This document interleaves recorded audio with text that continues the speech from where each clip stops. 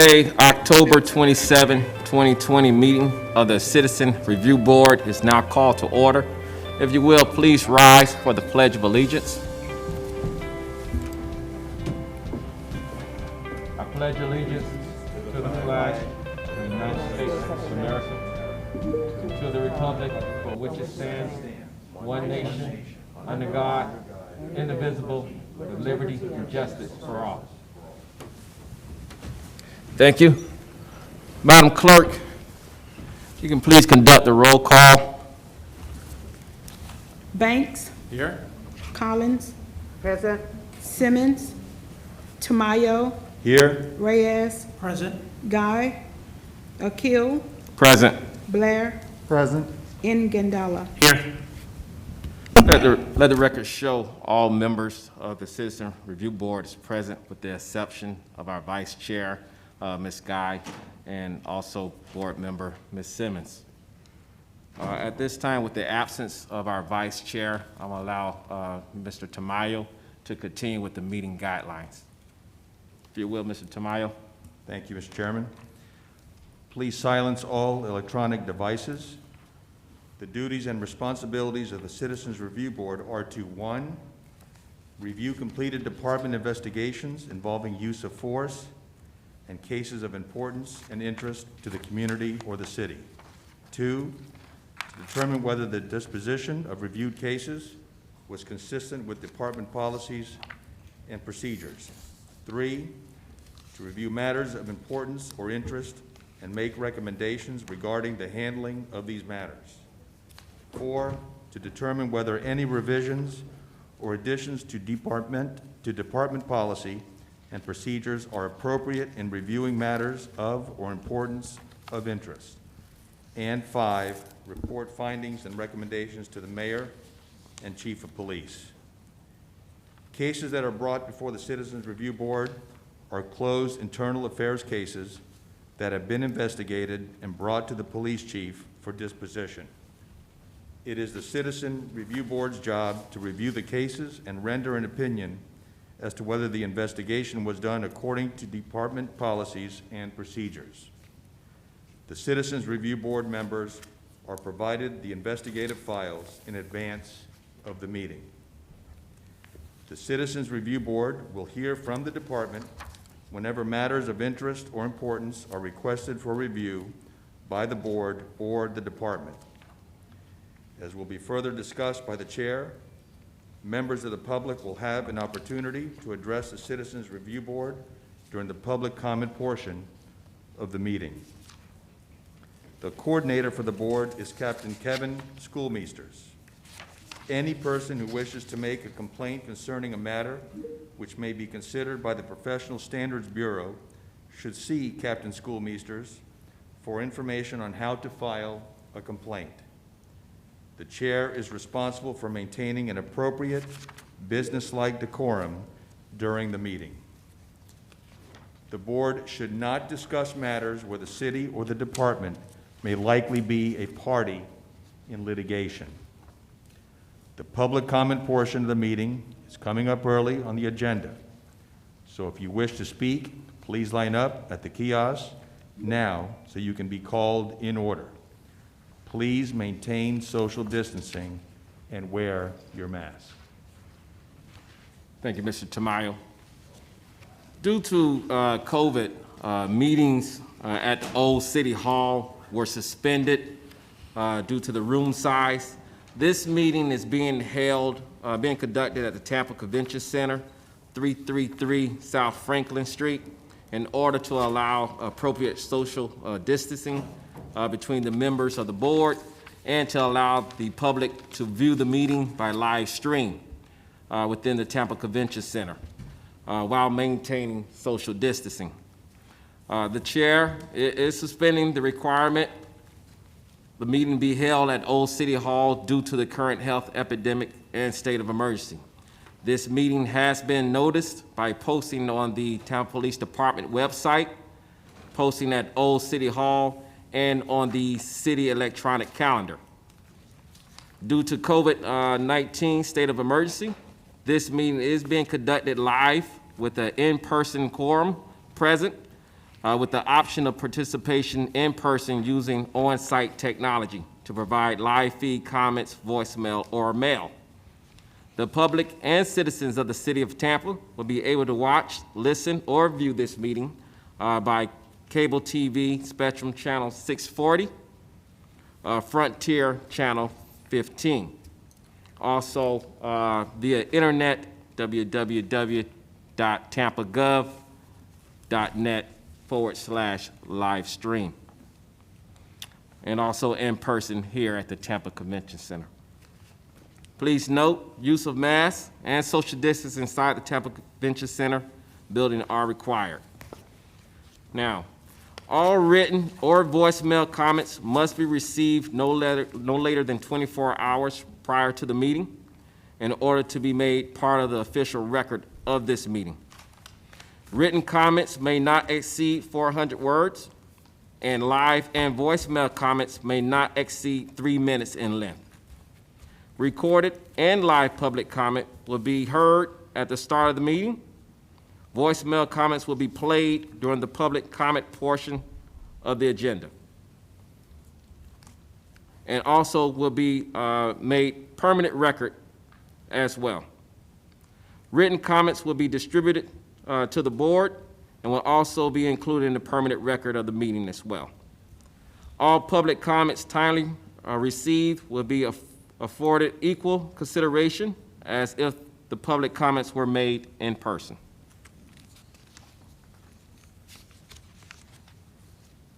Tonight, we will be discussing the prior agenda set in June, as well as additional topics added onto the agenda at the request of the board and board members. We first need an approval of the minutes from the June 23rd, 2020 meeting. So moved. Second. Stephen Blair has made a motion to approve the minutes. And Devon N. Aguilera Iguodala.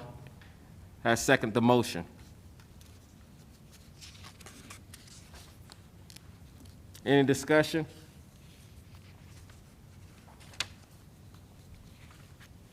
We'll continue with the vote. All in favor of approval of the minutes, state so by saying aye. Aye. Anyone approve, say so by saying nay. The approval of the minutes of June 23rd, 2020 meeting is approved.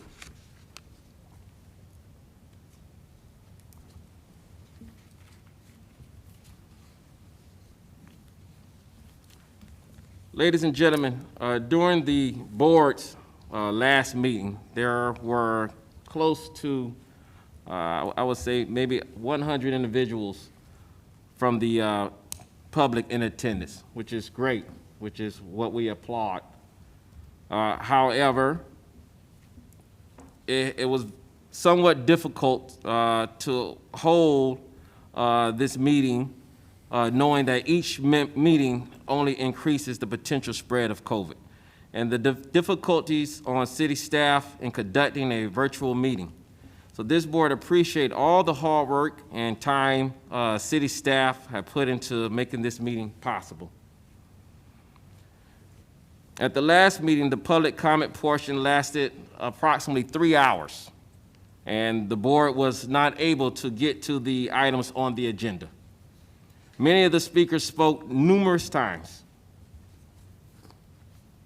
and failed to obey the established time limit.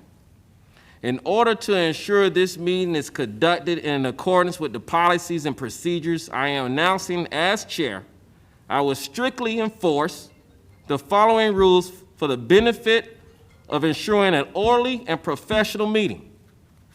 I am requesting the board not address public comment until the end of public comment. Speakers will be limited to 3 minutes at the kiosk. Speakers will line up practicing social distancing and wearing masks. Speakers will speak when directed and stop when their time is up at the 3-minute mark, which will be indicated by a buzzer. Speakers should not leave the kiosk when their time is up to allow the next person to speak. As required by policy, speakers will announce their full name and address. This is for the benefit of the clerk who is taking minutes. Speakers must use professional businesslike decorum. This means profanity is not allowed. That should be without saying. Speakers should act as if they are in a business meeting. Yelling and screaming is not appropriate. Speakers may only speak once. Speakers may not yield their time. Comments should be limited to matters related to the Tampa Police Department. Comments should not be made regarding ongoing professional standard cases. Comments should not be made regarding ongoing professional standard cases, and comments should also be directed to the board as a whole, not as an individual member. No one should speak without being recognized.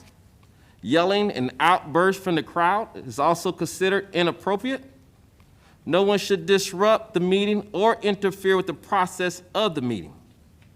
As chair, I will advise anyone who fails to follow these rules that they are out of order. I will ask the microphone to be turned off at the kiosk should anyone violate any of the rules of this meeting while at the kiosk. If the inappropriate behavior continues, I will call for a recess. And the board will adjourn for 10 minutes or as I determine necessary. Upon return, if the appropriate behavior continues, I will adjourn the meeting for the evening, and the meeting will be rescheduled for a later date. As chair, I can assure you that this board wants to hear from the public. However, as chair, I have the duty and responsibility of ensuring this meeting is held in a professional and businesslike manner. This board is meant to provide dialogue between the citizens and Tampa Police Department in a professional setting. Those who take this opportunity to make an unprofessional comment or act in a manner to disrupt the proceedings will only lead to the meeting being canceled, and no one benefits from that. I look forward to a professional meeting where people's voices can be heard. With that being said, let's continue with the agenda, moving on to the public comment portion. At this time, we will go to the speakers who are lined up at the kiosk for public comment. Please state your name and address. The clerk will start the timer for the speakers. I will now ask whether there were any. Am I on? Yes, you're on. Okay. Please state your name. Please state your name and address for the clerk. Richard Guerrero, 33612 is my zip code. Say, man, number one, y'all ain't got no way to contact y'all on here, okay? This is today's agenda, okay? That's how scared y'all are to really hear what people got to say. Number two, we got problems. We can't get down and file any complaints in a proper manner. We go down and talk to internal affairs, and we don't have they don't even want to deal with us. Multiple people, you know? When are y'all going to act like big people and let us, we the people, file our complaints? Why is it we have problems with internal affairs doing their job? You know, children are back in school, but all the diaper wearers, you know, are getting a paycheck every week, and they ain't doing nothing during it. You know, they violate our rights, but they're not being held accountable. And this needs to be addressed. So with that, you know, it'd really be nice to have a way to communicate with y'all, but y'all didn't even put a way to do that on this agenda, this itinerary for the day. You know, you got the American with Disabilities Act, you know, but you ain't got no way to contact y'all with our complaint. So with that, I yield. Thank you, sir.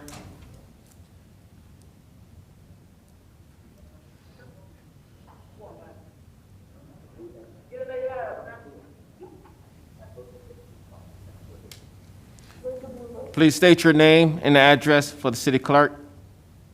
Hi, my name is Madison Lambert. I live at 111 Bikini Bottom Drive.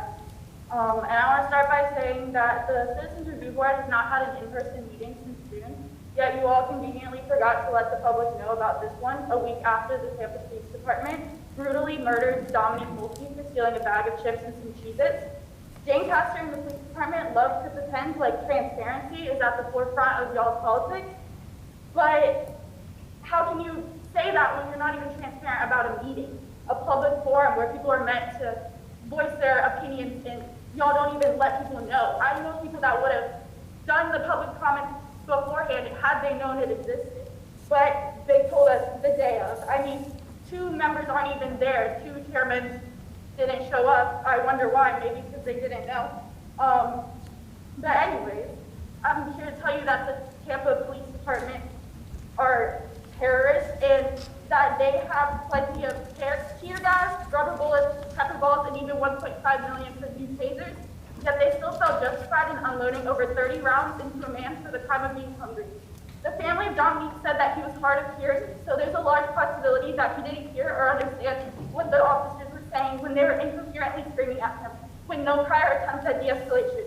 The video of his murder broadcast clear as day that the officers violated the 8-can't-wait policy that Castor and Dugan like to pretend will end systemic racism. It doesn't seem like they exhausted all their means when they immediately started firing at him a few seconds after he didn't comply. This proves that reforms are not enough. Even with having these policies in place, the police are still acting in accordance with how they are trained and how they are meant to, since they are merely extensions of slave patrols after all. Those police officers need to be fired. In any other job, if you mess up, you get fired. These people take lives and are protected by the law. You can't reform this. Are you my time? Go. Thank you for your comment. There is no yielding of time. Next.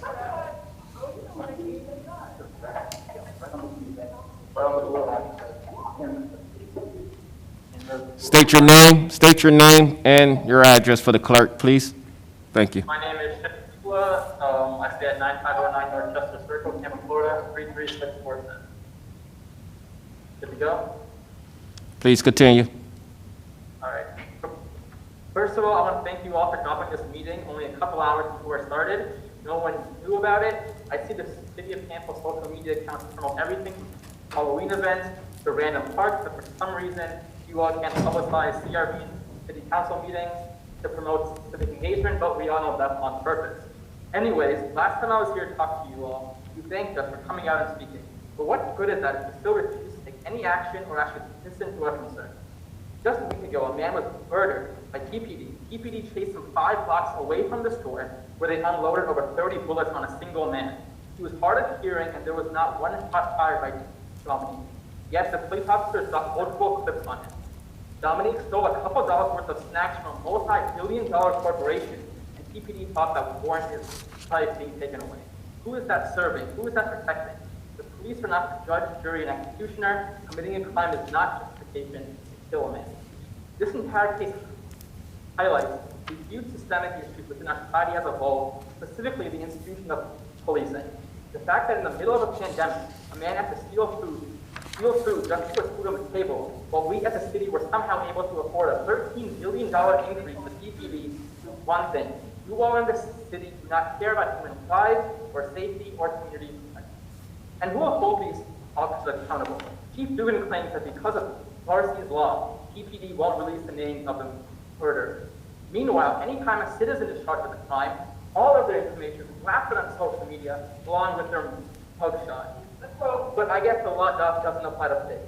And plus, RC's law is supposed to protect victims. How the hell are 2 officers who killed a man of victims? And earlier this year, the PBA versus City of Tallahassee, Judge Dodson of the Second Circuit Court of Florida explicitly ruled that Marcy's law does not apply to law enforcement officers while acting in their official capacity. So there's absolutely no reason why Dugan should be allowed to shield these officers from public accountability. So will you all hold them accountable? The Citizens Review Board is supposed to represent the people of this community, not the cops. You are supposed to have power back and serve as an oversight body to keep the police department in check. But historically, this body has consistently stood on the side of the most violent, oppressive, and brutal organization in Tampa, the police department. At this point, it's clear that the clowns over at the city council don't give a crap about us after they funded the bloated DPD budget. But I urge you, please take a stand against DPD and stand with us in demanding accountability, or else these pigs will continue to murder everyone in our city. Thank you. Thank you.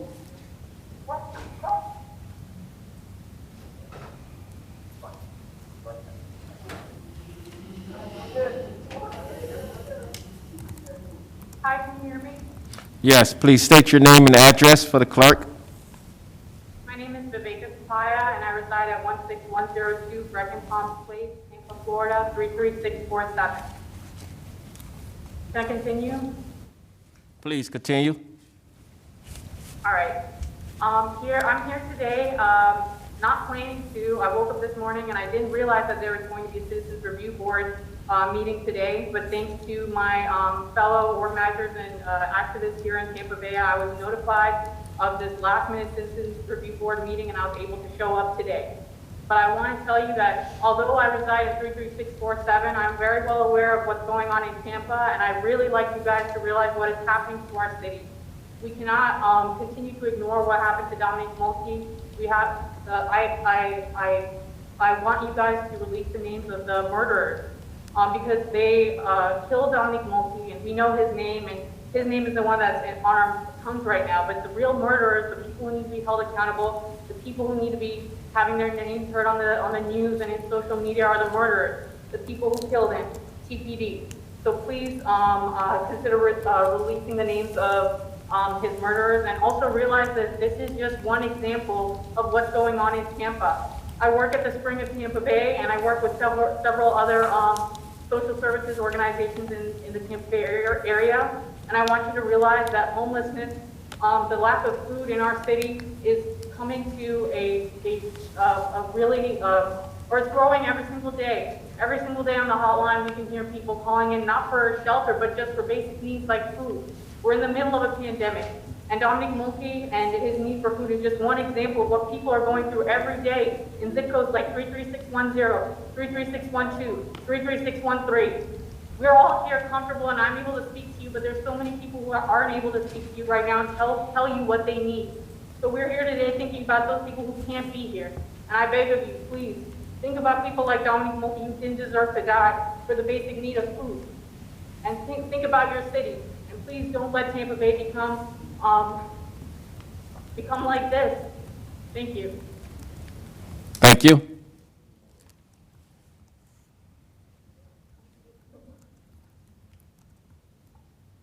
My name is Jay Passmore.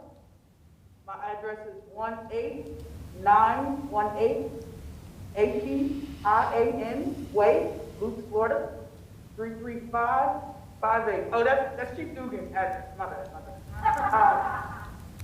The main reason why I'm coming here today is because I want the board to be embarrassed with yourselves. I want you to be extremely embarrassed that you sit on something called the Civilian Review Board, and a man was murdered by Tampa police last week, and none of you have done what was needed to bring the community out here to air their grievances, concerns, and heartbreak to you. Now, the chairman stated that this board is supposed to be a professional way in which citizens and the police department can communicate. So what was your portion of reaching out to the community so they could tell you what they thought about it? Over 30 shots. Last week, we marched the last steps that Dominique took.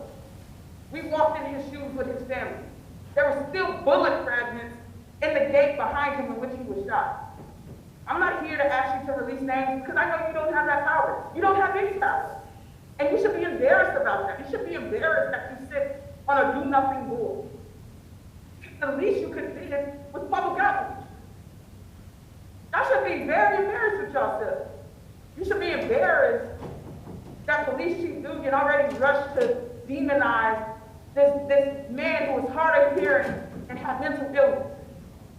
When for the whole summer, activists pleaded with the city and told them there are alternatives to provide people with mental crisis help. $2 million is what we asked for out of $13 million. They said nope. for being beat and abused by Tampa police. Is this just something to put on your resume to say that you did something? If that's the case, cool. But this board is doing nothing. For a whole summer, I have been brutalized by Tampa police. I've suffered 2 concussions in a span of 2 months by TPD. One of the concussions in this very convention center. What are y'all doing? How about you get your asses up and go to a protest and see how they treat the people who exercise their First Amendment? And see how they're hitting people with their bicycles, how they're elbowing people in the stomach, how they're pushing people over, running people's feet over, pushing people in the street. Go look at that and then see how your board that has no authority, no teeth, no anything, is just another measure of Mayor Castro to make herself feel good and pat herself on the back. When George Floyd died, she got on national news and said, oh, what happened to George Floyd is horrible. That police department is horrible. She's on a national mayor task force for police transparency. What has that lady said about Dominique, her family? I went to a vigil and had to watch Dominique's mother cry and say she blamed herself. I blame the city of Tampa, and I blame y'all because y'all not stepping up. Thank you. Hey, y'all hold it down.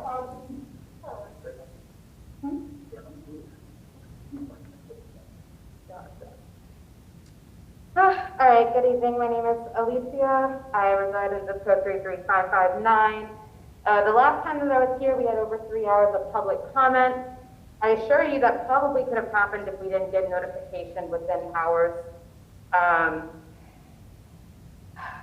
So everything that's already been said, I'm not going to reiterate it. You're going to hear it again.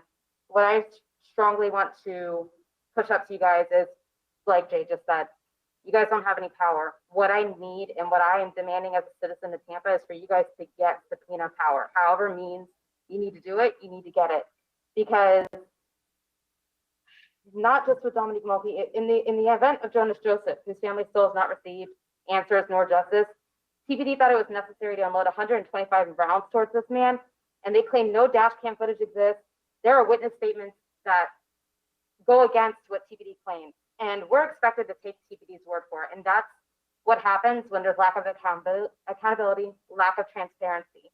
We need accountability and we need transparency. And the first step to that is giving the Citizens Subpoena Board subpoena power. I won't reiterate. The purpose of this meeting was to address the use of force. With the use of force in Tampa Police Department under Chief Dugan, it has increased. That's already been stated through the protest.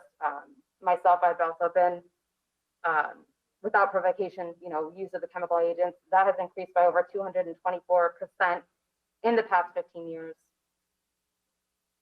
I'm just going to reiterate again, you guys need subpoena power. You guys need an independent investigative panel for investigations. The CRB should be able to conduct an independent, separate from Tampa Police Department, thorough background check on potential new hires. You guys should be able to actively be involved in investigations prior to them closing. I know that was something you guys stated last time. Oh, we can do that after it closes. No, it needs to be before a case closes. That's really all I have to say. I know others will say more and say it better. But again, please push for you guys to get subpoena power. You guys need it, because otherwise you're a do-nothing board, just as Jay said. Thank you. Thank you.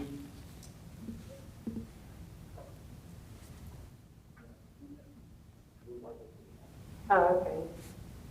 Good evening. My name is Bree Johnson, and I was here at the last meeting where there was over 3 hours of public comment, and I'm not going to touch on things that have already been touched on. I'm going to speak as someone who was recently victimized by TPD.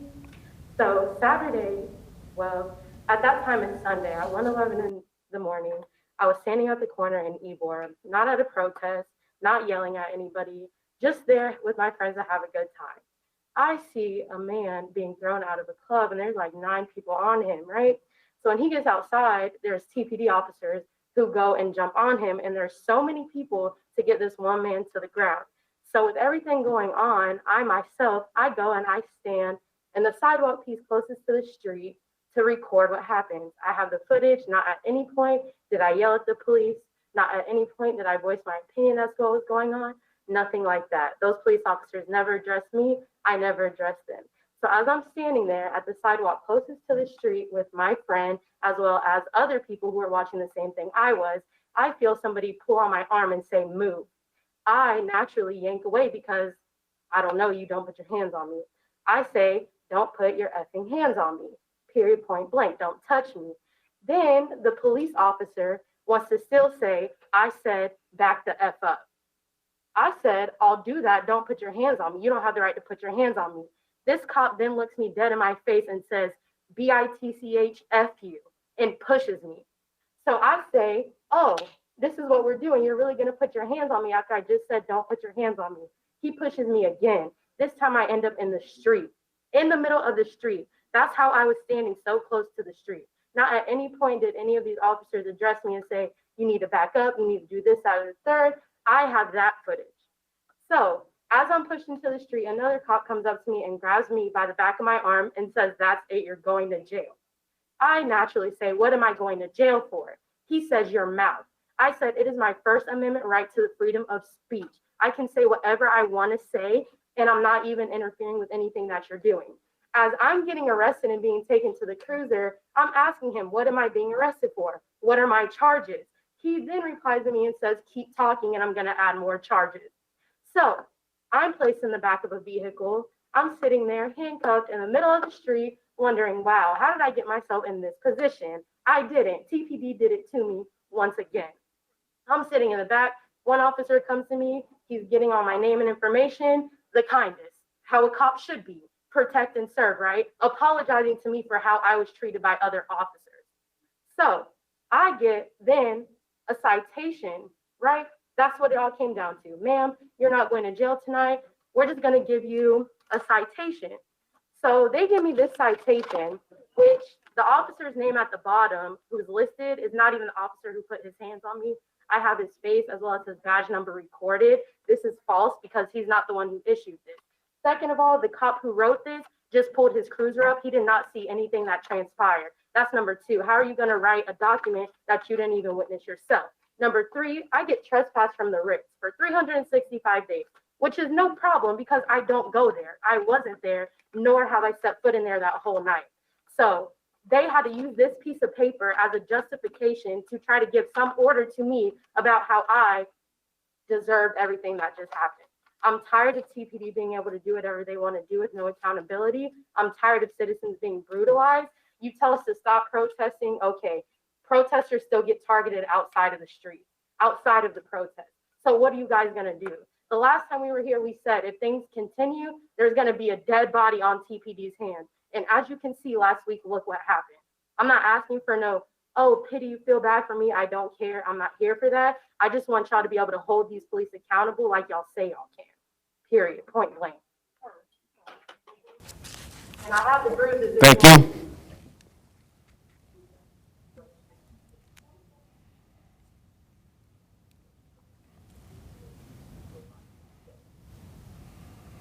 Hi, my name is Morgan, and I'm coming from the zip code 33626.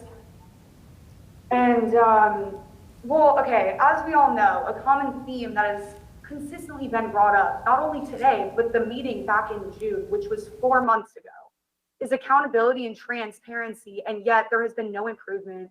There has been no, you guys haven't given us anything. There has been no changes. Like, I don't understand what is not sitting, because the Citizens Review Board needs to have the ability to conduct independent investigations into police infractions and misconduct. This would ensure that citizens can be confident that their voices are being heard and removes the implication of bias and corrupt practices. Facilitating a transparent relationship between the Professional Standards Bureau of the TPD and the citizens they represent would serve to boost confidence among the people.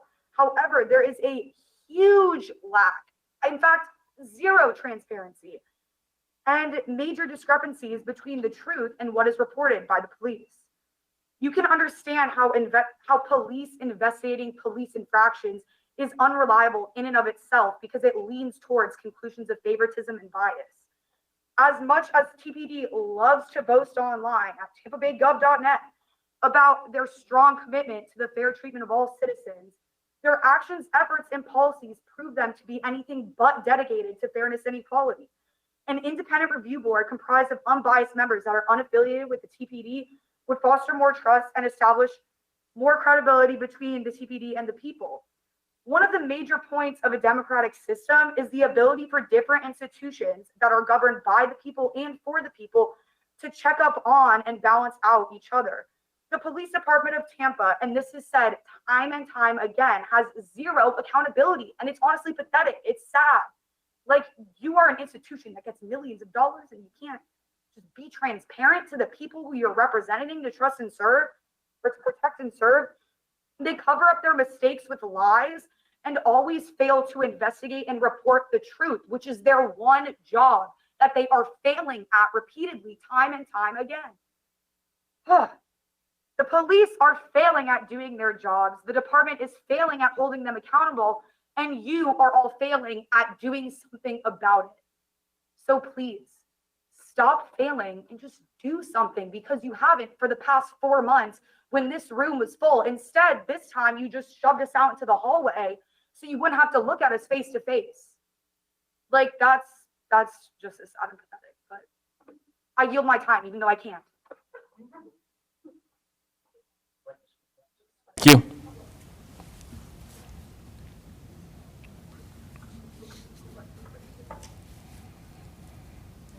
Please state your name and address for the clerk. Tori Brown, 33617. That's my second. So, I'm sorry, please state your name and the address for the clerk. what if I don't have an address? Okay, Was there so any of that? here's the issue. Someone was murdered by the Tampa Bay Police Was there Department any get that? after redistributing food in an effort to stay alive. That's what we have happening in the city of Tampa. And I need everyone to wrap their heads around the fact that, according to, what is this? The Sun, I'll pull it up. The Sun Centennial, applications for the week ended on October 10th for unemployment claims. And it was up by 2,489 applications the week before. I'm mentioning this to you because people don't have incomes. People don't have jobs. The government isn't doing anything for us. The city isn't doing anything for us. And for the officers to decide that they were going to take somebody's life over a bag of chips and Cheez-Its, that's a problem to me. Because that could have been anybody who was in need. Instead of you all deciding to put money into programs that will help our communities, you've decided to take people away from our communities, out of our communities. Not only did you take somebody's life, you messed up a family, you shot up 3 homes and endangered people's lives, and you think that doesn't warrant any type of reaction from our community. That's mind-boggling to me. Imagine if that was your child, or that was your friend who was in need and wasn't getting the help that they needed. Like, I just want us to understand that there are bigger implications for every single action. You, again, did not just take one life. You have altered the life of many. And so you all, as a Citizens Review Board, especially those of you who are people of color, Black in particular, I know you all understand, but there's no action. That's the problem. So we've been doing this for months. People have been doing this for years, really, this work. And there's been no change, none. And so what we're asking for is transparency. What we're asking for is for the budget for the police department to be mitigated, to be decreased by at least 13%, a freeze on all new hires. What we're asking for is for justice for the family of Dominique Milkey, to be very clear that their needs need to be prioritized in this moment. That's what we're asking for. And the fact that people have come into here and it seems like people aren't paying attention, even before we had this virtual type thing, when we were in there to begin with, it felt like people weren't paying attention. And that hurts, because this is affecting us and it could be affecting you. Maybe it's not, but it doesn't matter, because you're supposed to be representing people. So I'm not here to spit facts and details, because this is a matter of morality. And if the city of Tampa chooses to be morally ignorant, that is something that they have to live with for the rest of their lives. Dominique's blood is on all of your hands. I don't care. Every single one of you I hope you see his face every single night before you go to bed, and I hope it never leaves your mind. Thank you.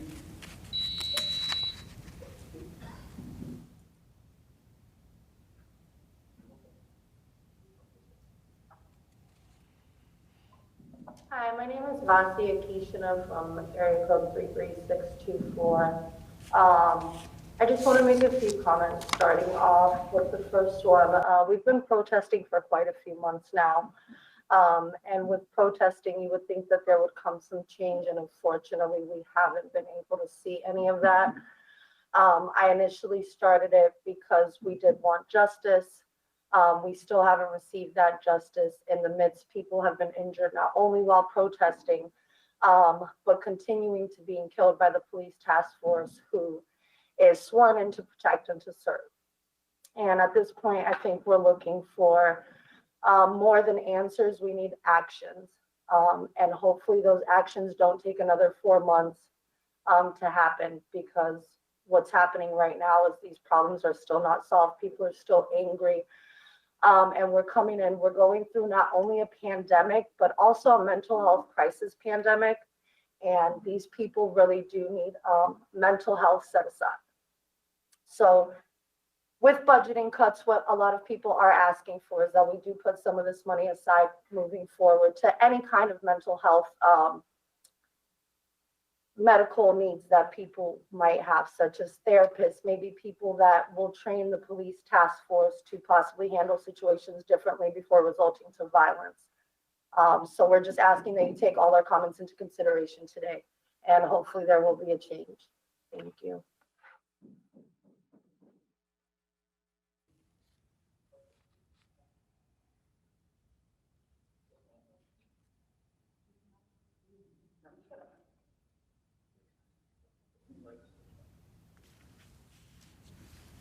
Hi, my name is Tatiana Morales, and I live at 3102 Grand Pavilion Drive, 33613, Tampa, Florida. So I wanted to come here to talk about what's happened in our city. In our city, our officers are consistently abusing our citizens whenever they're exercising their right to speak, but they're also abusing our citizens when that isn't happening, when they're going through the rounds in our neighborhoods, when they're coming around and shooting at sidewalks in the streets for a kid getting chips. When policies like 8 can't wait don't work, because they don't work. We're seeing it right now. Everything that has been done in this city, everything that we propose to do to create meaningful change has not been looked at, has not been addressed. All our concerns and our demands have constantly been thrown away. And you see what happens? A young boy with an intellectual disability gets killed outside a Dollar Tree. We saw the shots through the fence where one of the neighbors had a heart attack because of how scary that is. Imagine gunshots going through your fence. Imagine your family sitting at home wondering, hey, what's going on? Oh yeah, they just killed a kid that couldn't hear because they couldn't take a moment to back up and think, what's the best thing to do in this moment? This is why your job as representatives of our community is to recommend so much change and radical change to this meeting. Over 12 cities in this community, in this country, have demanded for defunding the police and reallocating resources. I'm demanding more than that, because we keep seeing kids die and die and die. This is for Jonas, this is for Josiah, this is for Kai, this is for everyone that has had their blood on these city streets. And by all of you hearing what we're saying, you need to do better. You are our connection to the Tampa Police Department in a way that they won't kill us. Because if I go to TPD, they'll shoot me in the head. I'm another black kid, I don't matter. But you are the ones in charge. You are the ones that can make these recommendations that they might listen to. Demanding subpoena power, demanding the firing of Chief Dugan, demanding better requirements for accountability, because there is no accountability. There has never been accountability, and you all know this. You all know better and need to do better. And when you're saying to emphasize professionality and things that should be better, where's your professionality? Because if you were a professional that did your job, you wouldn't be dead. And I need you all to take that seriously, because this won't be the last one if there's a change. There's going to be another kid that is starving, that is hungry, that needs better resources and needs better. I've never seen any of you at a protest. I've never seen any of your faces. I've been protesting every single week. I've been protesting for years in different locations. And I see other cities that care less, do more. So what you need to do is to care more and do more, because it's going to be your family and your kid that's next that gets killed. Because police don't care. They don't discriminate because they're not incentivized to. They've never been incentivized to. They go around to every protest covering their badges, covering their numbers, showing that they're not actually a citizen. They hide their identity. But we can't. I can't hide being black. Yup. And it's interesting how you're, like, part of the recognitions that have to be done is what are people that are going to jail, that are going for short times because their trials haven't happened. And all the thing is how people are being held in close quarters because there is a COVID pandemic that you're all clearly aware of. So you all need to do better for our city. You need to do better for our citizens. You need to demand radical change because radical change is what would have saved Dominique's life. I'll thank you all. Thank you.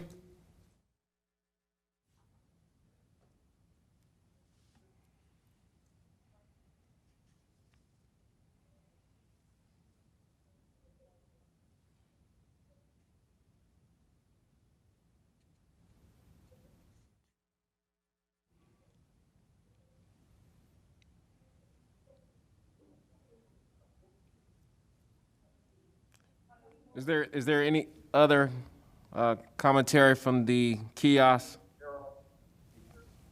Okay, so that concludes the kiosk commentary. Thank you for your comments. We will continue. I will now ask whether there were any recorded comments received through voicemail set up for this meeting.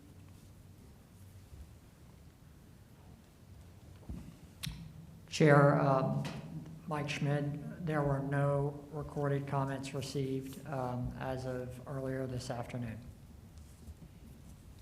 Thank you, sir.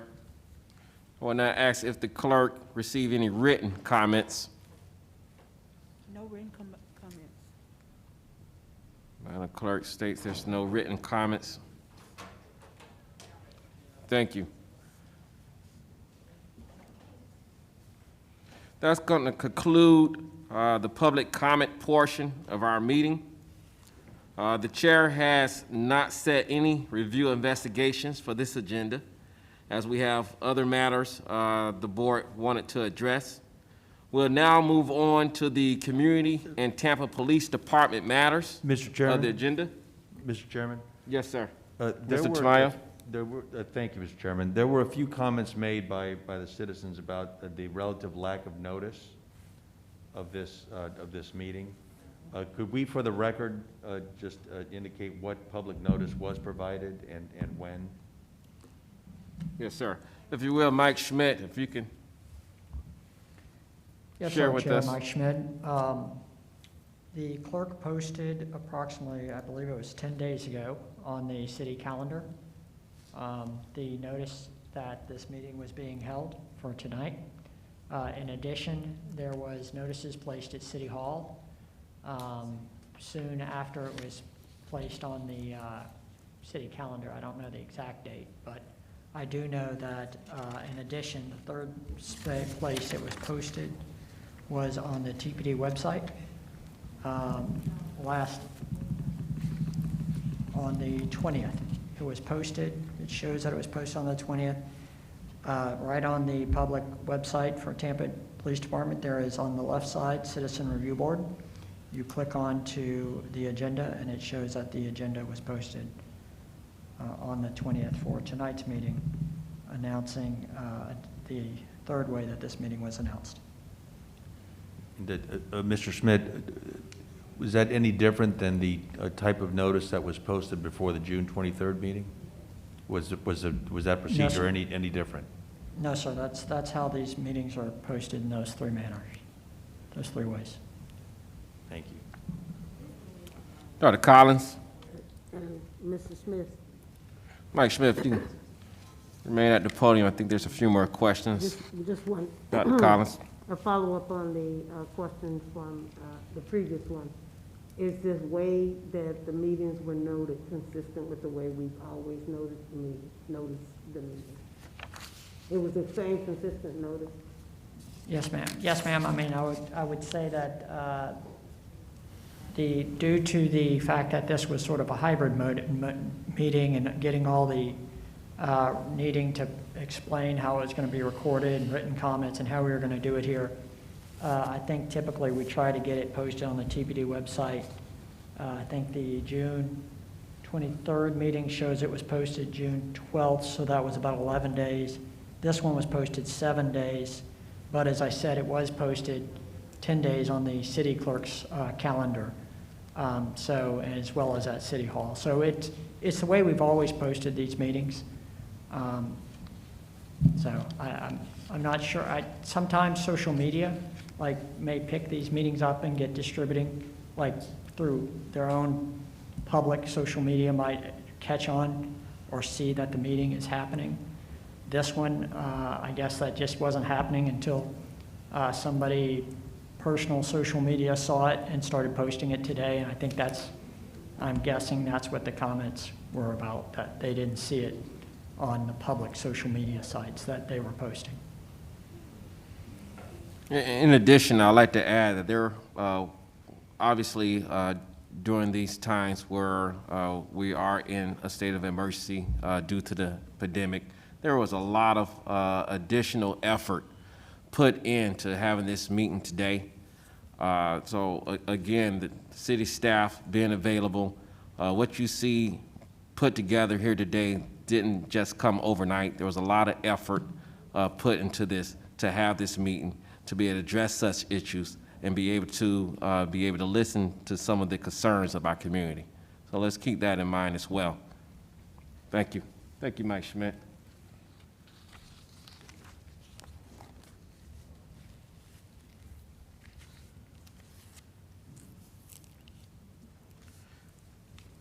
As this meeting was originally scheduled for March and then June, the board still needs to see if there are any questions concerning the 2019 CRB annual report. I would ask for a motion approving the 2019 CRB report and ask Detective Katie Tenassis with professional standards to come forward for any questions of the board. Thank you, Detective Katie. I'm Detective Katie Thanasis. Just need to know if you guys approved the 2019 Review Board report, and I'm here for any questions you may have.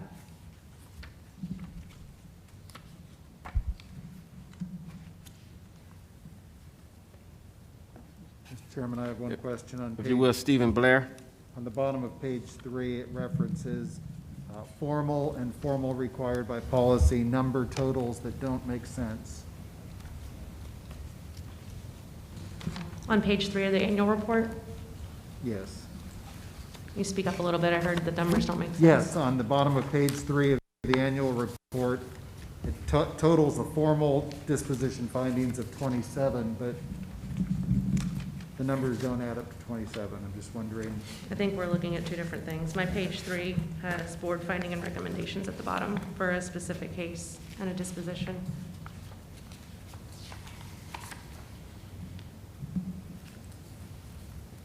The 2019 annual report, Yes. the copy I was provided has, this is page 3.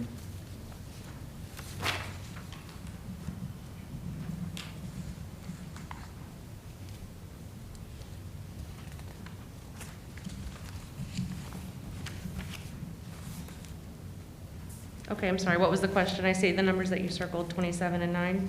They don't add up. Okay, I haven't seen this report, so I'll have to get back to you on that. It looks like it may have just been a miscalculation by who made the report. Is this the annual report that we were asked to approve? This is not the annual report, what you just handed me.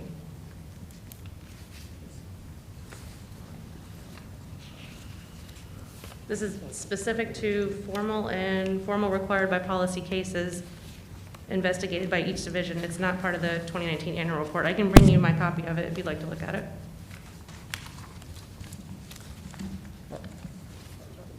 I'm not prepared to review a document or approve a document that I haven't seen. And This was provided prior to the June meeting. This is the report I was given at the June meeting.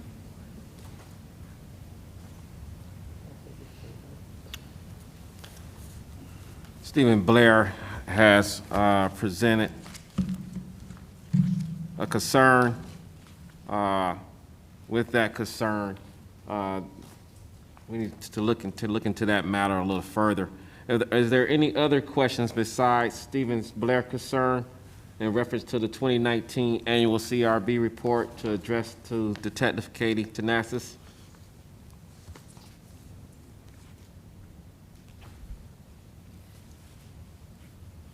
You're not asking us to approve it in lieu of what Stephen said? Is that correct? We can continue with the vote. However, you can take in consideration of the findings of Board Member Stephen Blair. I recommend that we just defer to the next meeting. The chair is still open to a motion. Is it possible we can defer that to the next meeting, find the answer to his question, and we re-review the annual report? Because I thought I had mine here and I do not have it. And I don't want to make a motion for something that we don't have. With no motion on the floor, then we. That was the suggestion, so I'm going to make a motion that we defer I make a motion that we refer the annual report to the next meeting. Second. Dr. Collins has made a motion to deter the CRB, 2019 CRB annual report for approval for the next scheduled meeting. Stephen Blair has seconded the motion. Any discussion? All in favor of the motion, say aye. Aye. And opposed, say nay. The motion is approved to deter the approval of the 2019 CRB report after additional findings in reference to the concern of Stephen Blair, which will be discussed on the next scheduled meeting. And the next scheduled meeting will be stated during the announcements for staff portion of the agenda. Mr. Chair, since the motion has passed and we're making reference to the 2019 annual report, and the reason I went along with Stephen's concern is I don't see that at the bottom of page 3, and so we need to make sure that we're all looking at the same thing. So I'm looking at the annual report for 2019, and I don't see that at the bottom of page 3.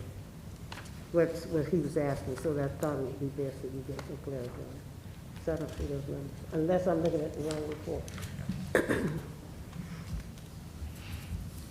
It looks like the piece of paper that he's referencing is on the Professional Standards Bureau annual report, not the Citizens Review Board annual report. Please make note.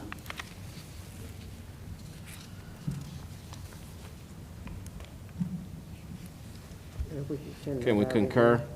Yeah, I concur, and even if a copy of it go back out again, so we're all looking at the same report for next meeting. Can you hear me? Yes, I'm saying ma'am. if we could make sure that a copy of this is sent out so that we're all Yes. making reference to the same document for Yes. the next meeting.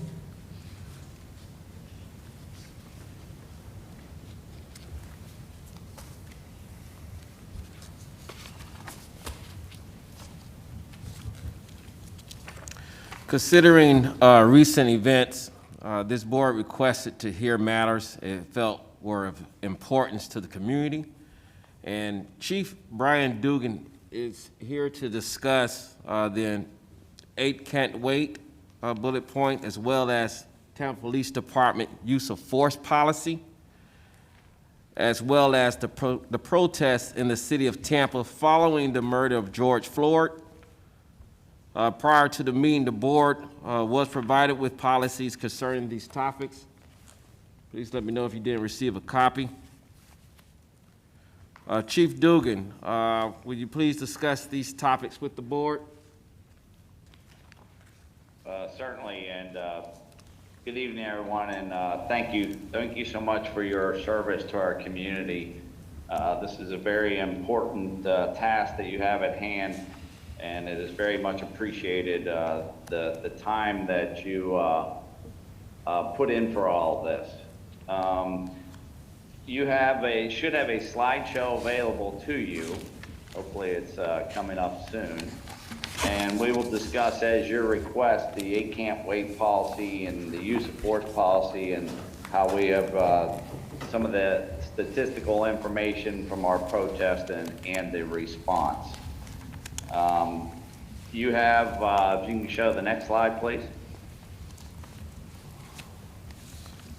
There you have the 8 can't wait use of force policy and the response to the protest. The next slide. So during a city council workshop held on September 24th, council was presented, given a presentation that encompassed some of the same issues that I'll be discussing that we shared with city council. So the next slide. And so our policy and our performance progression. Next slide. So the 8 Can't Wait was a project by Campaign Zero. And the Tampa Police Department's use of force policies are consistent with the initiatives proposed by the 8 Can't Wait. Now, I don't want to be misleading to you. We did have to make some minor tweaks to some of our policies to make sure that we did fall within line of the 8 Can't Wait. And what I mean by that is we had to ban chokeholds. Well, we haven't, we never taught chokeholds. We haven't used chokeholds since the late 1980s. I joined the police department in 1990. I was never taught how to use the chokehold. But we felt it was important because it's important to the community that we put that in our policies. And so we were able to meet that, the banning of chokeholds. And the de-escalation, we train to de-escalate situations, but we added that wording into the policy that when it's possible, you will de-escalate every situation as possible. And so some of our, we made some minor tweaks to some of our policies so that that our practices that we do fall in line with our procedures and our written policies. The next slide, please. You can see the 8 Can't Wait website, and you'll see that the bans on chokeholds and strangleholds, requirement of de-escalation, requires a warning before shooting, requires to exhaust all alternatives before shooting, a duty to intervene, the ban shooting of moving vehicles, have a use of force continuum, and requires comprehensive reporting. The Tampa Police Department checks all of those boxes on the 8 Can't Wait website. Next slide, please. Now you can see a statewide comparison on the 8 Can't Wait initiative. I verified this information last Friday morning. It is still accurate. When you look at the different agencies listed, the Tampa Police Department is the only agency of all these listed in the state of Florida we are the only agency that is able to meet the 8 Can't Wait initiative.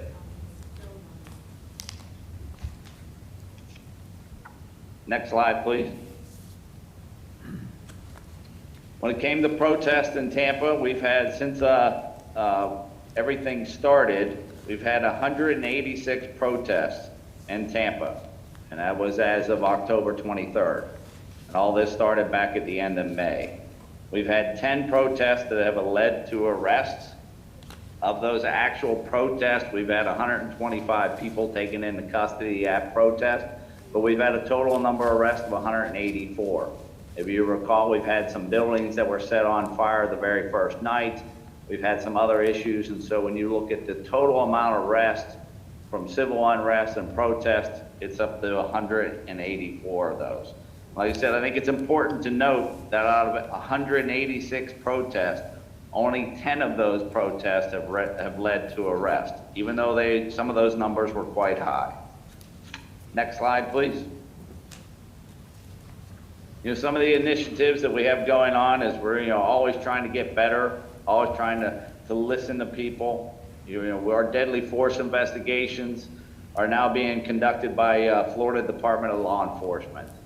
That's an outside agency, but what they're going to do is they're going to, when an officer is involved in a shooting, they will do the investigation, but also what we call in-custody deaths will be investigated by Florida Department of Law Enforcement. I think it's important to note that the George Floyd murder was an in-custody death that wasn't a shooting. So that's why I bring that to your attention.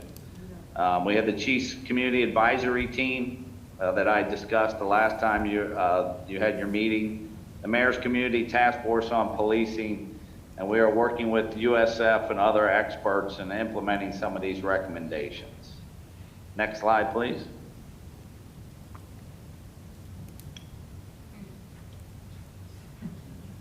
So we have developed a trust program as our core values. We'll stick with our usual mission statement, that is to reduce crime and enhance the quality of life through a cooperative partnership with all citizens. But under our core values that we developed, it's going to be transparency, using innovative technology to enhance efficiency and transparency, respect, treating everyone with dignity and compassion, understanding and mutual understanding of community goals and values, under safety, improving officer safety, citizen safety through education and training. We have teamwork, partnering with the community to solve and prevent crime. The next slide. Again, I think it's important that I pointed out a second time that Florida Department of Law Enforcement, this is something we've been working on for almost over a year, of working things out with the Florida Department of Law Enforcement. So we have a separate entity come in and investigate our officer-involved shootings or in-custody death. The Florida Department of Law Enforcement will do the investigation. They'll do the interview of the officers. It's treated like a homicide until it's ruled justified. So I think it's very important that people realize that we have outside entities come in and investigate it. Now, our professional standards investigators will be there, but we also have the medical examiner's office who will weigh in whenever there's a police shooting. And like I said, more importantly, also that we have the in-custody death. Next slide. I do think it's important that we take a look at the crime rate in the city of Tampa, that it continues to decline. You know, the numbers, you know, we're a very safe city for a city our size. And I think that's very important that we take a look at that is, you know, ultimately about reducing crime, but also we need to have an important relationship with our community, and we need to have trust of our community, and that is something that we are working on. Next slide.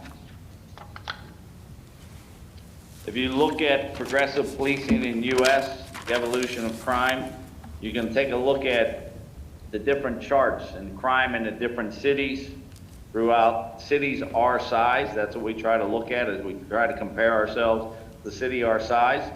And you can see how our crime has continuously declined over the years compared to what other cities our size. Next slide. This is what we call our policing philosophy of Big Five reduction. So we look at the Big Five crimes, which we call burglary, auto burglary, robbery, auto theft, and violent crime. And that's really what is important. You look at auto burglary, back in 2002, we had over 5,000 cars stolen, or broken into, I'm sorry. 1,400 cars were broken into last year. Look at 2002, we had almost 6,800 stolen cars. Last year we had 523. That is truly, you know, victim reduction. It's about making our city much more safer and making our communities much more safer. And that is all I have. If you have any questions for me. Chief? Yeah. Chief, this is Lincoln Tamayo.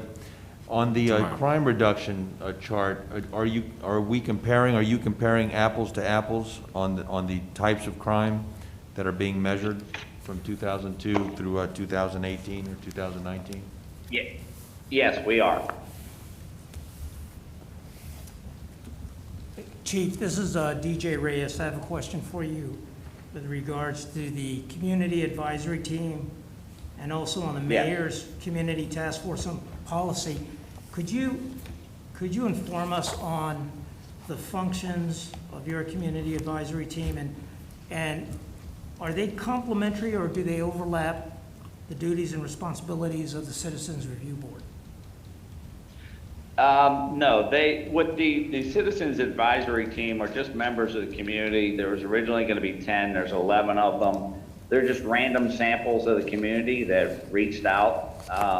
I spoke to them, some of them I met in person. Most of them I met in person. I'm still waiting to meet 2 more. Some of them just been on the phone. And they're just different contacts in the community. I'm trying to spread beyond my normal contact with people. And, you know, I just randomly picked people that I didn't even know. There were 2 people that I did know, but other than that, they're just random members. They'll have nothing to do with policy making. It's just eyes and ears for me out there in the community. One of them did reach out to me last week after the shooting, having some questions. And that's the idea, just having more people out in the community that I would never have met before. Thank you. And then, I'm sorry, I think you asked also on the mayor's task force on policing, and that is something that Mayor Castor has set up, but it would have no, it's a totally different function than the Citizens Review Board. Chief, Thank you. Chief Carolyn Collins, I have a question. One of the things that we also heard today was, a couple of times, was being able to file a report. And the forms that we have where individuals can come in and still file a report in lieu of the pandemic that we're currently in, how accessible are these and are they online? And how do we make sure that we let the citizens know? And even if you're working with your community group and the mayor with hers, are they being notified where those forms are and how they can gain access to them? Yeah, I will verify. You should be able to go to our website and file a complaint, but there's also, you can contact me off of our website. It's something we've added. So, and you can go to our website to file a complaint with professional standards. There's the city's messaging center. And like I said, there's always email. But I did make a note that somebody had felt like they couldn't file complaints with internal affairs, so I'm gonna try and dig into that further. Thank you.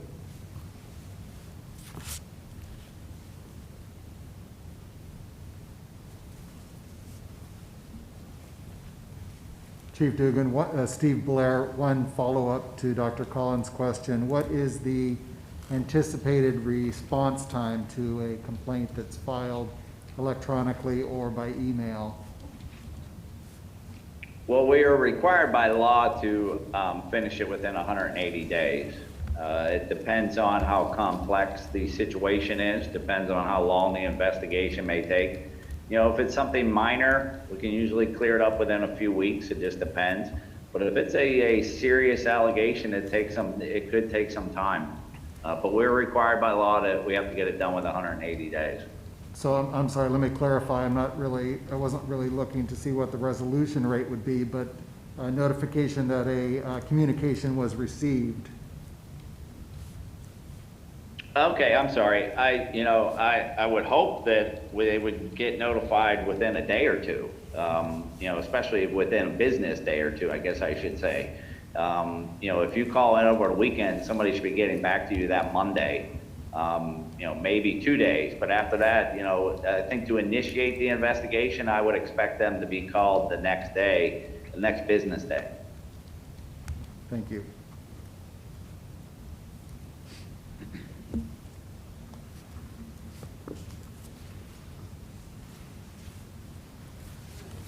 Well, let the record show the numbers. I'm a numbers guy, and the numbers reflect great progress over the years in reference to crime reduction, and that's Tampa Police Department's #1 responsibility to the citizens.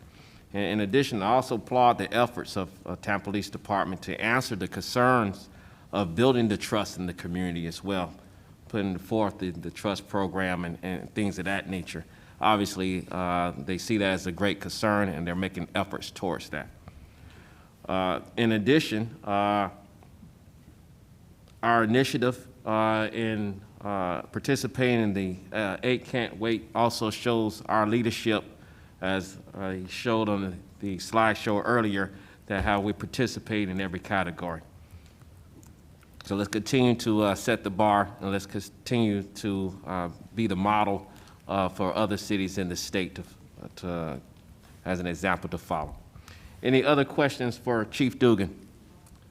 Chief, this is Lincoln Tamayo again. Can we assume that FDLE is currently investigating the shooting from last week? Yes, I'm hoping to have an update by Thursday.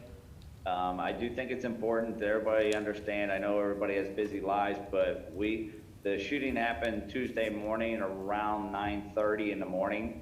And by 5:30 that afternoon, we had released the surveillance footage from the Dollar General store, the 911 call, and the body cam footage, just to be transparent in a timely manner. And yeah, so FDLE is completing the investigation. It'll take some time. We're hoping to get an update this week. Thank you.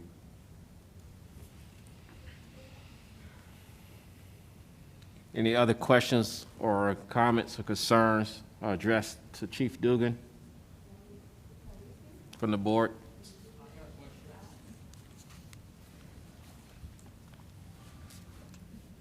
Thank you, Chief Dugan. Please keep us dressed as we continue to look into these issues. Is it possible we can get a copy of the slides? I'm sorry, Dr. Collins? Yes, Chief Dugan, is it possible to get a copy of the slides? Yeah, that's no problem. Thank you. It was emailed to you. Thank you, Chief Dugan.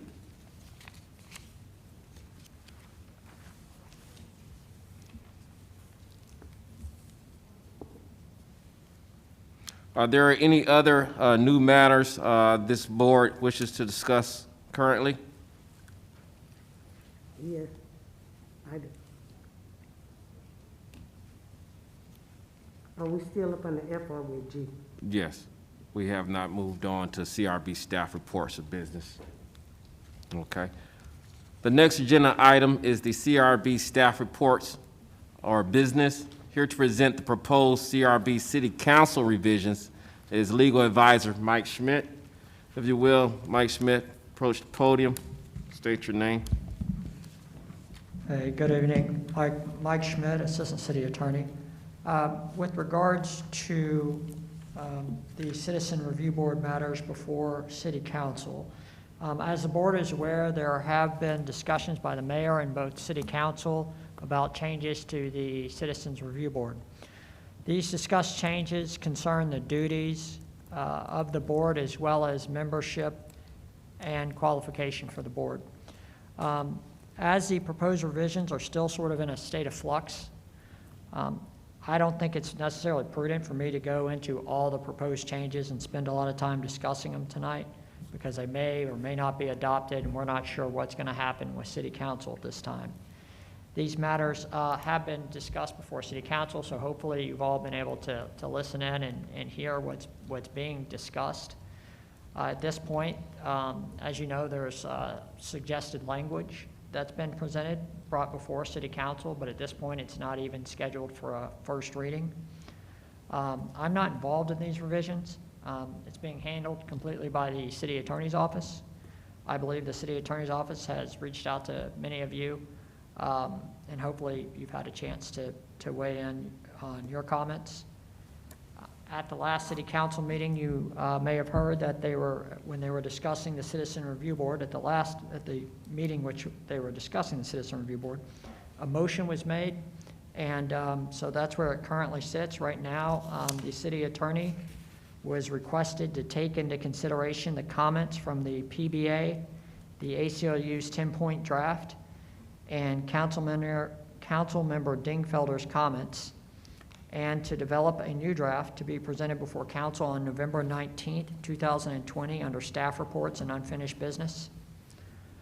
So that's where we currently sit for the Citizens Review Board changes that are being proposed.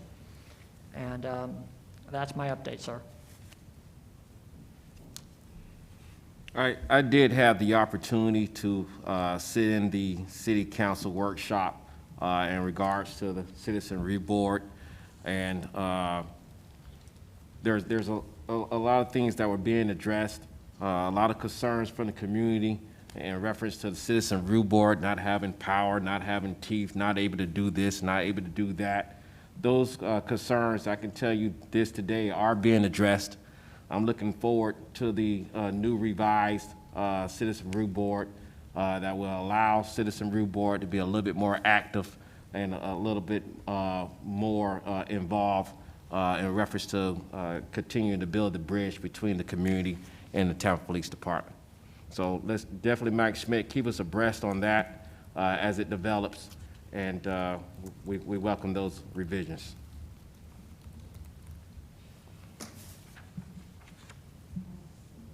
Is there any other business or announcements from staff? Before you go to announcements under the, from staff, staff reports on our businesses. This way I did ask earlier if we had any other things that we wanted to mention. I had a couple I want us to kind of put on the agenda for our next meeting. Okay, continue, Dr. Collins. It's under CRB kind of information, if I might at this time. If you will, continue, Dr. Collins.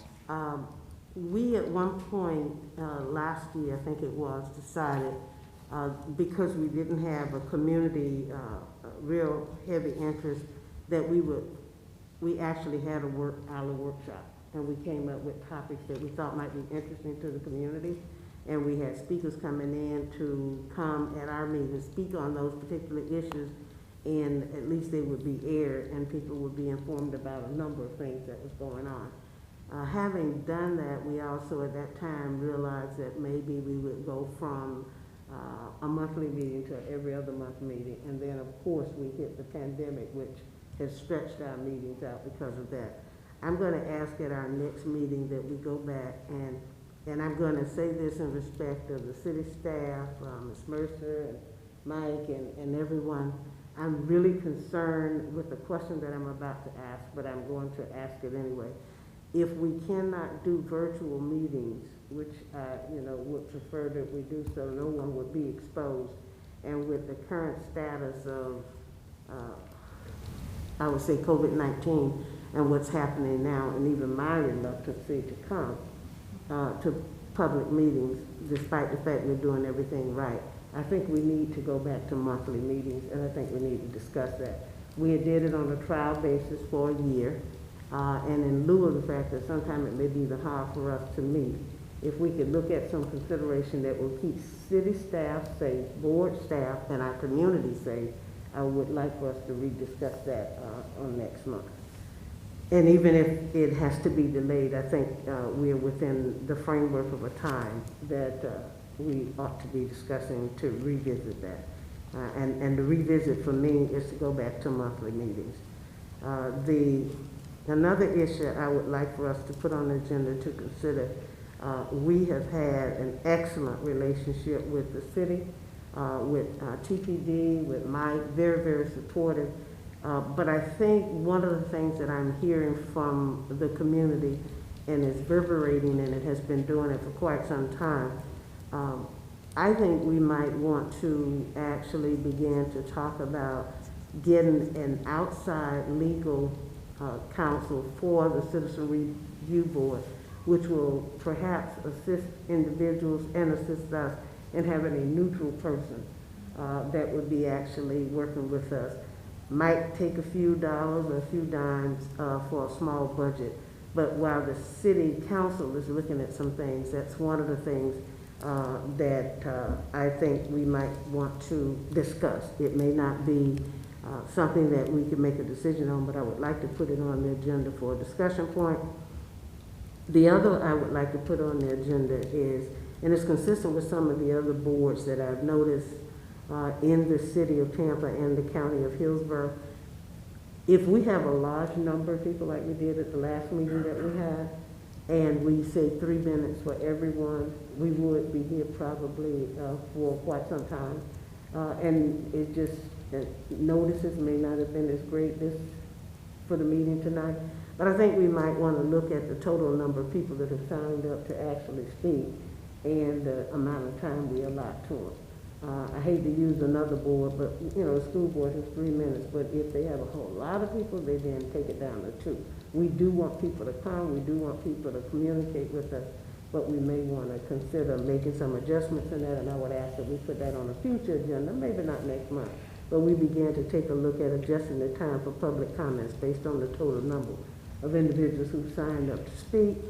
And then the last one is, we did this when we did the surveys, and we had a very detailed list of media that we wanted to go to make sure that individuals knew about the survey, and we went back out to it again. It may be time for us as a board to consider our meeting notices going beyond, inside. Maybe it's time for us to go to a public access, whether it's the Times or the Sentinel or La Gazette, and we just send a notice out. And if it's a monthly meeting or every other monthly meeting, we send that notice out. And if it's incumbent upon us to take that on as a board's responsibility and working with the city staff, then I think that's something we want to do so that we at least adequately notifying individuals beyond our traditional way that we've notified them in the past. And I think for me, that's it. And Dr. Collins, I would agree with that. Lincoln Tamayo. Lincoln Tamayo, please continue. No, that I agree wholeheartedly with Dr. Collins' suggestion that we broaden the horizon as far as notifying the public and using additional media outlets to let the public know that we've got these meetings in play.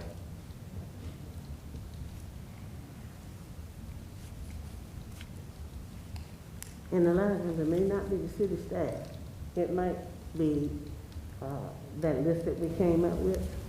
If it's some kind of way. And I tell you what, there's another meeting that meet the same night that we meet, that's a city meeting. They have support from the city, but it's not structured the same way we are. I get the notice for their meeting, and it is an email notice, and the listing on that meeting is astronomical, but I get that meeting every month for their meeting. I attend anytime we are on every other meeting. Prior to the pandemic, I would go to their meetings, but it is, and it goes out, and it's just an email, and it's a city, I'm not gonna say a city entity, but not at the same level that we are, or even perhaps city council. So I just think we need to make sure that if that is a problem, that individuals are perceiving, and we're doing great things. I looked at the numbers, I've had the report, prior to Chief Dugan coming on, I've seen the last couple of reports with TPD and the success that they're having, and it's good. So whatever we're doing, we want to make sure that we're showing that level of success. We want to have that level of transparency. We want to have that level of community involvement as well. So that's why I kind of came up with some of these things. So I kind of got them listed. I know that Mrs. Mercer probably got them recorded for us, but I would like for us to address that. So that's it. Thank you. Thank you, Dr. Collins. And I could concur. You made some very good, valid points for discussion, and which should reflect in a motion in future meetings. But as you are aware, the board is scheduled to meet on the fourth Tuesday of the month. And the fourth Tuesday of November and December both fall on holiday weeks. Therefore, this board needs to decide if it wishes to convene in January or try to see if there can be a meeting during a non-scheduled week. Let me also remind everyone that we are dealing with the pandemic, and we do have the responsibility as well with keeping not only ourselves and families safe, but also our concerned citizens. So, and at this point, it doesn't seem that the pandemic is slowing down. So I do have some concerns with that moving into the holiday season. But we can open that up for discussion so we can schedule a next meeting. May I ask a question? Is the only way we can meet is this, or we can't do virtual? Mike Schmidt, if you can share with us the challenges with going virtual in reference to sunshine and things of that nature, please. Yes, sir. Just for the board's understanding, the a meeting like this took approximately 10 city staff to get this meeting tonight. And I think it's safe to say countless number of hours, if not days. Everybody from our T&I side that are here and had to prepare early and come even days before. And they work normal hours during the day, and then this is night. So, and all city staff that have been working these things work from the beginning of the day and have been here all day.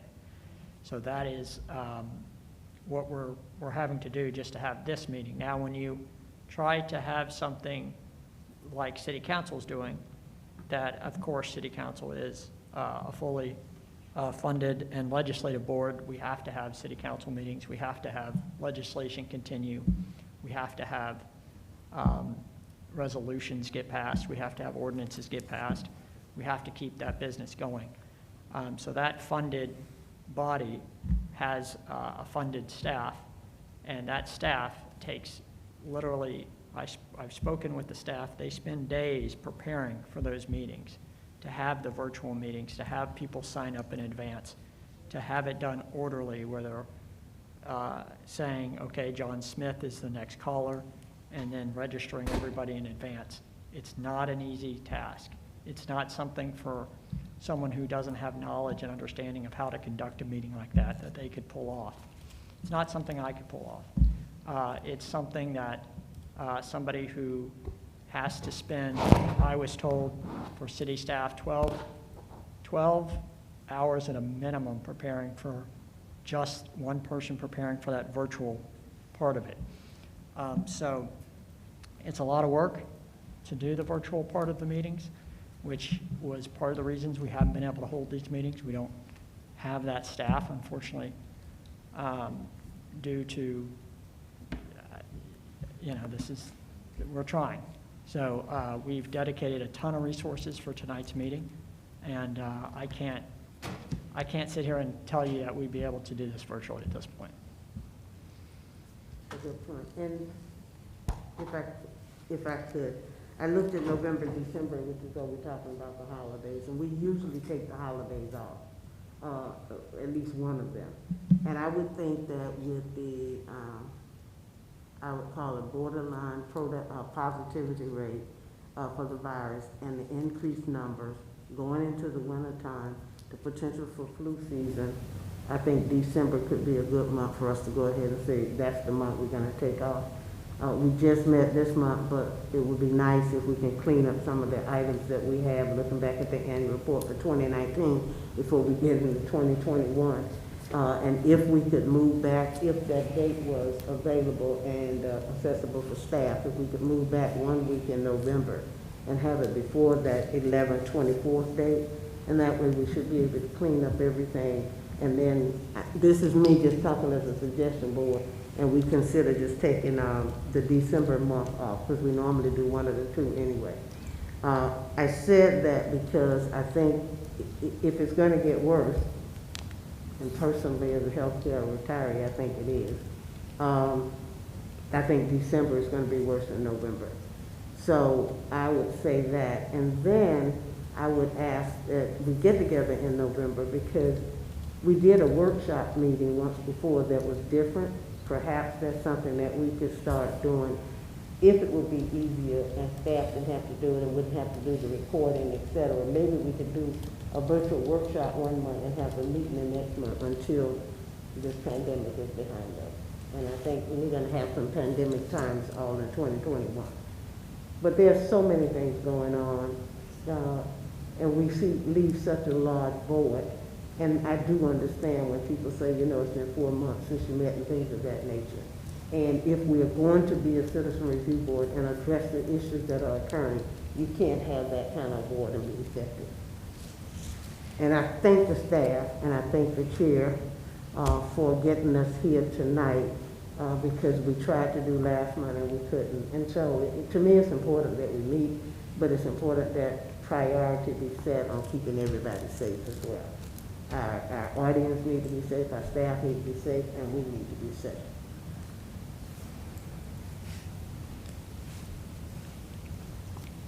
The chair will. Have a discussion, because I don't know if somebody else had a different idea. As many other board members will like to continue this discussion in reference to the next scheduled Citizen Review Board meeting and how it will be transponded as well. Are Tuesdays the most amenable to the city staff?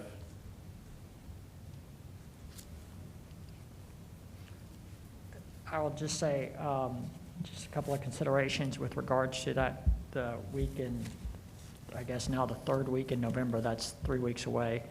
We're gonna have to obviously get an agenda, set it real fast and make sure city staff is available. That is 3 weeks, so we would have to really get moving on this. Or how about splitting? That's one concern. The other is, I can't tell you as I sit here whether this facility is available or City Hall is gonna be available. I would have to check into that. I'm not sure if the clerk knows that information up right now, or if that's something we're just gonna have to let you know.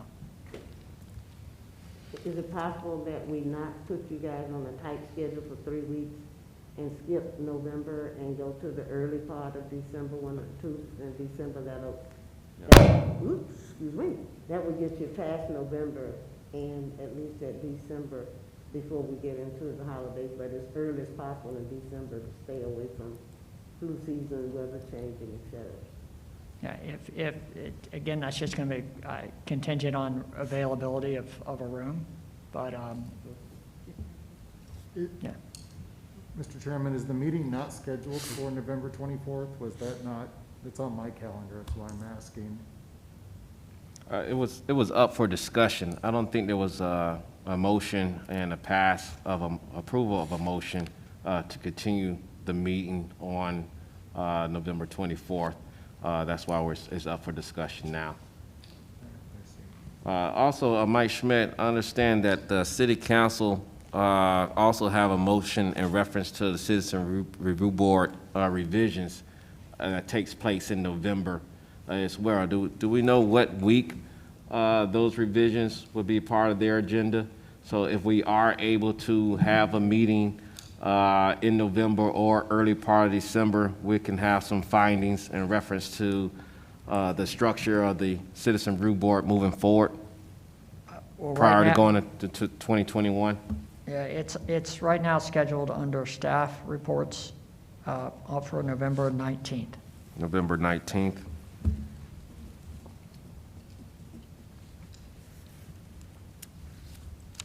With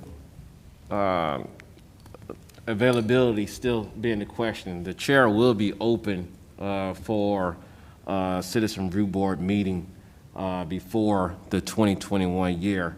If anyone wanted to make a motion on any of those existing dates after.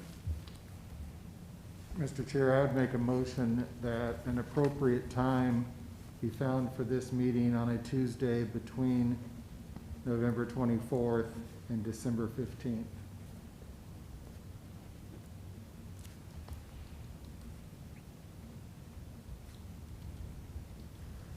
I almost want to make a second, Steve. but I would like for you to move that 15th back to the 8th. Is that okay? That's fine, accept. With a substitute to move the 15th back to the 8th based on staff finding availability.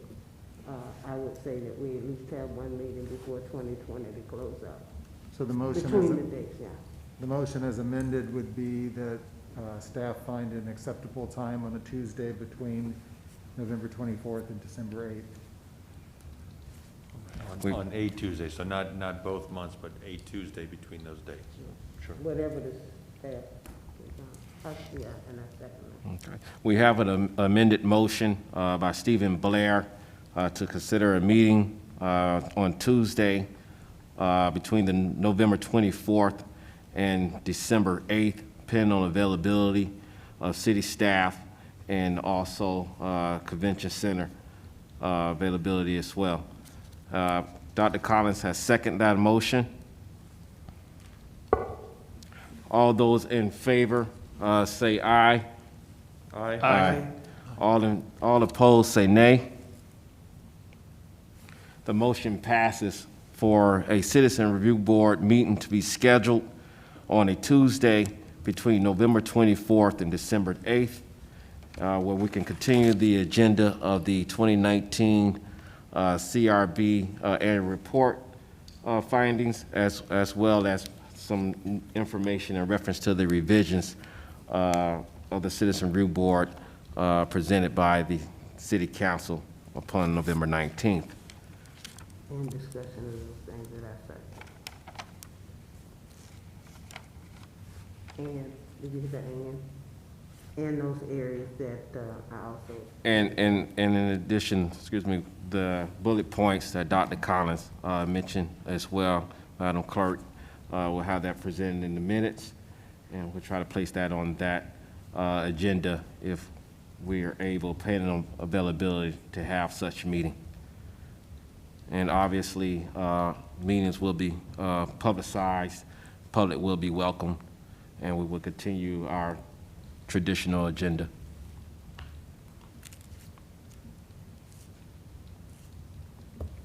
Board members, for any reason, if we are able to establish a date, again, depending on availability of staff and venue, unable to attend the next meeting, please notify Ms. Mercer at least 48 hours in advance so we can ensure that an alternate will be available. Are there any final comments or questions?